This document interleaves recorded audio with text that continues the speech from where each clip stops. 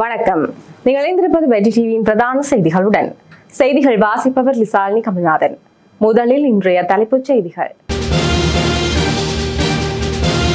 பேலியகொடையில் துப்பாக்கிச் சூடு. மாற்றங்களுக்கு இணங்காதவர்கள் வேறு இடங்களில் வேலை தேடலாம். நலிந்து ஜேதிச. இலங்கை மின்சாரம் திருத்த சட்டம் மூலம் சபாநாயகரால் சான்றுரை.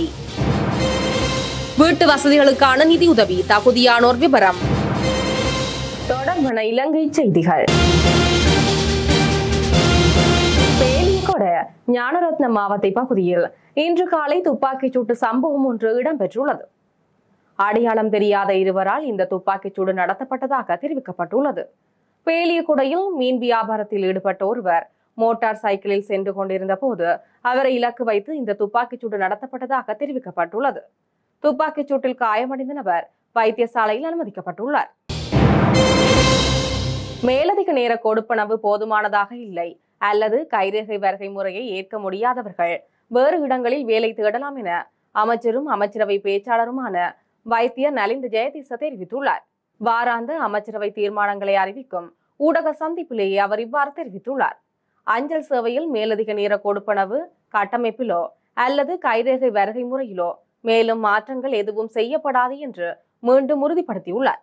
ஏப்ரல் மாத மேலதிக நேர கொடுப்பனவு ஜனவரி 2027 முதல் பொருந்தக்கூடிய அடிப்படை வேதனத்தின் அடிப்படையில் கணக்கிடப்பட்டுள்ளது என்றும் ஏப்ரல் 2025 அல்லது ஜனவரி 2026 அறிமுகப்படுத்தப்பட்ட சம்பள உயர்வுகளின் அடிப்படையில் அல்ல என்றும் தெளிவுபடுத்தியுள்ளார். தற்போதைய நிதி கட்டுப்பாடுகள் காரணமாக திரைசேரியால் சில மேலதிக நேர கொடுப்பனவு சூத்திரங்களை ஏற்க முடியவில்லை. இதன் விளைவாக ஊழியர்கள் கணக்கிடப்பட்ட தொகையில் 4/3 பங்கு மற்றும் மற்றவர்கள் 6/5 பெறுகின்றனர் என்று அவர் குறிப்பிட்டுள்ளார். சுமார் 23,000 அஞ்சல் ஊழியர்கள் பாதிக்கப்பட்டுள்ள நிலையில் ஜனவரி 2027 முழு அடிப்படை வேதனத்தின் அடிப்படையில் 6/5 பங்கு ஊதிய மாதிரி ஒரே மாதிரியாக பயன்படுத்தப்படும் என்று அமைச்சர் வலியுறுத்தியுள்ளார். அஞ்சல் துறையின் நிர்வாக அலுவலகங்களில் ஏற்கனவே செயல்பாட்டில் உள்ள கைரேகை அடிப்படையிலான வருகை முறைக்கு எதிர்ப்பு தெரிவித்ததையும் அவர் குறிப்பிட்டுள்ளார். மத்திய அஞ்சல் பரிமாற்றத்தில் உள்ள ஒரு சிறிய குழு ஊழியர்கள் மட்டுமே இணங்க மறுத்துள்ளதாகவும் இந்த நிலைப்பாடு ஏற்றுக்கொள்ள முடியாது என்றும் அமைச்சர் கூறியுள்ளார். இலங்கை மின்சார சட்டமூலத்தில் தமது கையொப்பத்தை இட்டு சபாநாயகர் ஜெகத் விக்ரமரத்ன நேற்று சான்றுரைப்படுத்தினார். கடந்த 6ஆம் தேதி இலங்கை மின்சாரம் சட்டம் மூலம் பாராளுமன்றத்தில் நிறைவேற்றப்பட்டது. இதற்கு அமைய இலங்கை மின்சாரம் சட்டம் மூலம் 2025ஆம் ஆண்டின் 14ஆம் இலக்க இலங்கை மின்சார சட்டமாக அமுலுக்கு வருகின்றது. இதனூடாக தேசிய மின்சார மதிவுரை பேரவைக்கு பதிலாக மின்வெளி மீதான தேசிய கொள்கையின் பாகம் ஒன்றாக தேசிய மின்சார கொள்கையை தயாரிப்பதற்கான ஏற்பாடுகளுக்கு இடமளிக்கின்றது.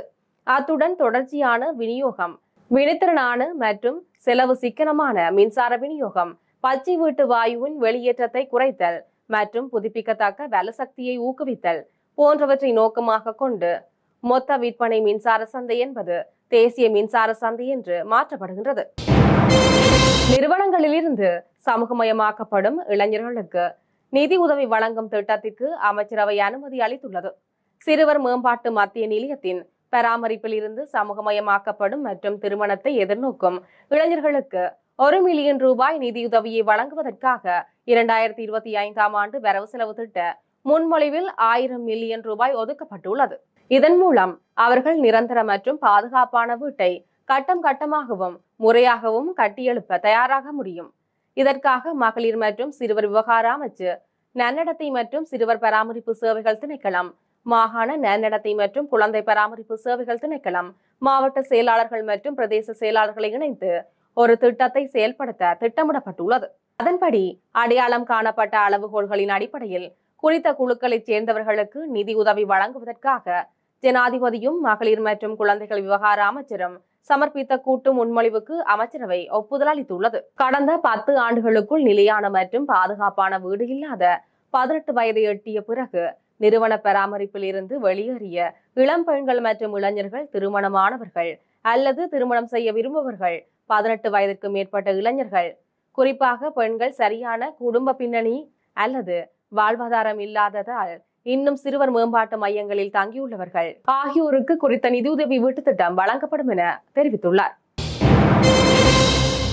தேர்தல் மூலோபாய திட்டம் தயாரிப்பதற்கான பல்வேறு தரப்பினரின் கருத்துக்களை பெரும் நடவடிக்கையின் ஒரு கட்டமாக யாழ்ப்பாணம் மற்றும் கிளிநொச்சி மாவட்டத்தைச் சேர்ந்தவர்களின் கருத்துக்களை பெறும் கலந்துரையாடல் யாழ்ப்பாணம் மாவட்ட செயலகத்தில் இன்றைய தினம் இடம்பெற்றது.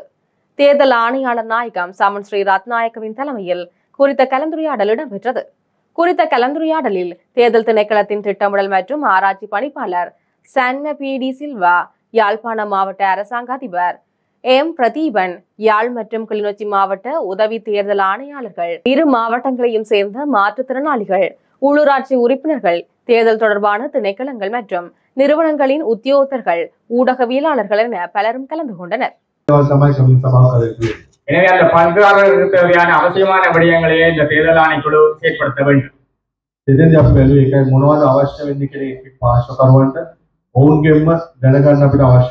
எனவேதான் நாங்கள் அந்த பங்குதாரர்களுக்கு என்னென்ன அவசியமான தேவைகள் இருக்கிறது என்று அந்த பங்குதாரர்கள் மூலமாக அறிந்து கொள்வதற்கு இந்த தேர்தல் ஆணைக்குழு நடவடிக்கை எடுத்துள்ளது.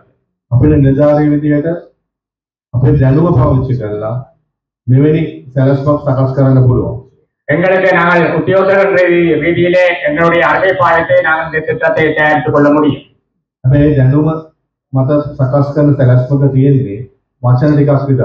ஆனால் அந்த அறிவை பயன்படுத்தி நாங்கள் உருவாக்குகின்ற திட்டத்திலே உண்மையிலே அதிலே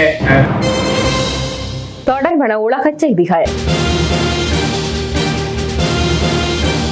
அமெரிக்காவின் தென்மேற்கு வர்ஜீனியாவில் நடந்த துப்பாக்கிச் சூட்டில் 2 பேர் உயிரிழந்துள்ளனர் என வெளிநாட்டு செய்திகள் தெரிவிக்கின்றன. மேலும் இந்த துப்பாக்கிச் சூட்டில் 3 பேர் காயமடைந்த நிலையில் மருத்துவமனையில் அனுமதிக்கப்பட்டுள்ளதாகவும் தெரிவிக்கப்பட்டுள்ளது. துப்பாக்கிச்சூடு நடத்தியதாக சந்தேகிக்கப்படும் நபர் தனது வீட்டிற்குள் இறந்து கிடந்ததை அந்நாட்டு காவல்துறையினர் கண்டறிந்துள்ளனர். அதே நேரத்தில் மற்றொரு நபர் அருகிலுள்ள சிற்றூர்ந்த நிறுத்துமிடத்தில் இறந்து கிடந்ததாகவும் தெரிவிக்கப்பட்டுள்ளது. இதேவேளை துப்பாக்கிச்சூடு நிகழ்ந்த இடத்தில் வசிக்கும் மக்கள் தேவையின்றி வெளியேறி வருவதை தவிர்க்குமாறு அறிவுறுத்தப்பட்டுள்ளது. மேலும் குறித்த சம்பவம் தொடர்பில் அந்நாட்டு காவல்துறையினர் விசாரணைகளை முன்னெடுத்து வருகின்றனர். கிரீஸில் இருந்து ஜெர்மனிக்கு நடுவானில் பறந்து கொண்டிருந்த போயிங் 757 ரக விமானத்தின் என்ஜினில் திடீரென தீப்பிடித்து பரபரப்பை ஏற்படுத்தியுள்ளது என வெளிநாட்டு ஊடகங்கள் செய்தி வெளியிட்டுள்ளன. கிரீஸில் இருந்து புறப்பட்ட இந்த விமானம் 1 மணி நேரத்திற்கு பிறகு என்ஜினில் தீப்பிடித்தவுடன் இத்தாலியின் பிரிண்டிசி நகரில் அவசரமாக தரையிறங்கப்பட்டு குறித்த விமானத்தில் இருந்து 273 பயணிகளுடன் 8 ஊழியர்களையும் தரையிறக்கி பயணிகளின் உயிரை காப்பாற்றியுள்ளனர். பிரிண்டிசி நகரத்தில் தங்குவதற்கான போதிய ஹோட்டல்கள் இல்லாததால் விமான நிலையத்திலேயே பயணிகள் தூங்க வேண்டிய சிரமத்திற்கு ஆளாகியுள்ளனர். இதற்காக விமான நிறுவனம் பயணிகளிடம் மன்னிப்பு கேட்டுள்ளது. பின்னர் அவர்கள் வேறு விமானம் மூலம் ஜெர்மனிக்கு அழைத்துச் செல்லப்பட்டனர். அடுத்து வருவது விளையாட்டு செய்தி. அமெரிக்காவின் சின்சினாட்டி நகரில் நடைபெற்று வரும் சின்சினாட்டி ஓபன் சர்வதேச டென்னிஸ் போட்டியில் ஆண்கள் ஒற்றையர் பிரிவு இறுதிச் சுற்றில் ஸ்பெயினின் கார்லோஸ் அல்காராஸ் சாம்பியன் பட்டம் வென்றார். அமெரிக்கா ஓபனுக்கு முன்னோட்டமாக கருதப்படும் இந்த போட்டியில் முன்னணி வீரர்களும் வீராங்கனைகளும் பங்கேற்றிருந்தனர். இறுதிப் போட்டியில் உலகில் நம்பர் 1 வீரரான ஜானிக் சின்னரை எதிர்கொண்ட அல்காரஸ் முதல் செட்டில் 5-0 என முன்னிலை வகித்தார். அப்போது சின்னர் உடல் நலக்குறைவால் போட்டியில் இருந்து விலகியதை அடுத்து அல்காரஸ் சாம்பியனாக அறிவிக்கப்பட்டுள்ளார். இத்துடன் நமது பிரதான செய்திகள் நிறைவடைகின்றன. நமது அடுத்த பிரதான செய்தியினை நாளை மாலை எதிர்பாருங்கள். தொடர்ந்து இணைந்திருங்கள் வெற்றி டிவியின் யூடியூப் பக்கத்துடன். வணக்கம்.